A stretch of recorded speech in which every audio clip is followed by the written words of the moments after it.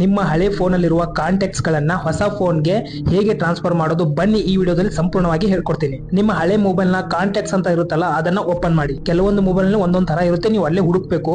Contact settings ಅಂತ ಇರುತ್ತೆ, ಅದರಲ್ಲಿ ಮ್ಯಾನೇಜ್ ಕಾಂಟ್ಯಾಕ್ಟ್ಸ್ ಅಂತ ಒಂದಿರುತ್ತೆ, ಅದ್ರ ಮೇಲೆ ಕ್ಲಿಕ್ ಮಾಡಬೇಕು. ಅಲ್ಲಿ ನೋಡಬಹುದು ಎಕ್ಸ್ಪೋರ್ಟ್ಸ್ ಕಾಂಟ್ಯಾಕ್ಟ್ಸ್ ಅಂತ ಇದೆ, ಅದ್ರ ಮೇಲೆ ಕ್ಲಿಕ್ ಮಾಡಬೇಕು. ಅಲ್ಲಿ ನೋಡಬಹುದು ಫ್ರಾಮ್ ಮತ್ತೆ ಟು ಅಂತ ಕಾಣ್ತಾ ಇದೆ, ಟು ಅಂತ ಕಾಣ್ತಾ ಇದೆಯಲ್ಲ ಇಂಟರ್ನಲ್ ಸ್ಟೋರೇಜ್ ಮೇಲೆ ಕ್ಲಿಕ್ ಮಾಡಿ. ಕೆಳಗಡೆ ಎಕ್ಸ್ಪೋರ್ಟ್ ಅಂತ ಇದೆಯಲ್ಲ ಅದ್ರ ಮೇಲೆ ಕ್ಲಿಕ್ ಮಾಡಬೇಕು. ಅವಾಗ ಇಮಿಡಿಯೇಟ್ ಆಗಿ ನಿಮ್ಮ ಒಂದು ಫೋನ್ ನಲ್ಲಿ VCS ಫೈಲ್ ಒಂದು ಸೇವ್ ಆಗುತ್ತೆ. ಆ ಒಂದು VCS ಫೈಲ್ ನ ನಿಮ್ಮ ವಾಟ್ಸ್ಆಪ್ ಅಲ್ಲಿ ಬೇಕಾದ್ರೂ ಸೆಂಡ್ ಮಾಡಬಹುದು ನಿಮ್ಮ ಹೊಸ ಮೊಬೈಲ್ ಗೆ, ಅಥವಾ ಇಮೇಲ್ ID ಗೆ ಅಟ್ಯಾಚ್ ಮಾಡಬೇಕಾದ್ರೂ ಕಳಿಸಬಹುದು, ಹೆಂಗ್ ಬೇಕಾದ್ರೂ ಕಳ್ಸ್ಕೋಬಹುದು. ಈಗ ಆ ಒಂದು VCS ಫೈಲ್ ನ ನಿಮ್ಮ ಹೊಸ ಮೊಬೈಲ್ ಕಳಿಸಿರ್ತಾರಲ್ಲ ಹೊಸ ಫೋನ್ ಅಲ್ಲಿ ಆ VCS ಫೈಲ್ ನ ಡೌನ್ಲೋಡ್ ಮಾಡಿ ಓಪನ್ ಮಾಡಿದ್ರೆ ಸಾಕು, ಆಟೋಮೆಟಿಕ್ ಎಲ್ಲಾ ಕಾಂಟ್ಯಾಕ್ಟ್ಸ್ ಒಂದೇ ಕ್ಲಿಕ್ ಅಲ್ಲಿ ನಿಮ್ಮ ಹೊಸ ಫೋನ್ ಅಲ್ಲೇ ಬರ್ತಾವೆ. ಇಷ್ಟೇ ಸಿಂಪಲ್ ಗುರು, ಇದು 100% ವರ್ಕ್ ಆಗುತ್ತೆ. ಆಮೇಲೆ ಫೇಕ್ ಅಂತ ಕಮೆಂಟ್ ಮಾಡಕ್ ಹೋಗ್ಬಿಡಿ, ಬೇರೆಯವ್ರ ತರ ಫೇಕ್ ಕಂಟೆಂಟ್ ಎಲ್ಲ ಮಾಡೋದಿಲ್ಲ ನಾನು. ನಿಮಗೆ ಫೇಕ್ ಅಂತ ಯಾಕೆ ಅನ್ಸುತ್ತೆ ಅಂದ್ರೆ ಕೆಲವೊಂದು ಮೊಬೈಲ್ ಅಲ್ಲಿ ಕೆಲವೊಂದ್ ತರ ಸೆಟ್ಟಿಂಗ್ ಚೇಂಜ್ ಇರುತ್ತೆ. 108 ಜನ ಬೇರೆ ಬೇರೆ ಮೊಬೈಲ್ ನ ಯೂಸ್ ಮಾಡ್ತಾ ಇರ್ತಾರೆ.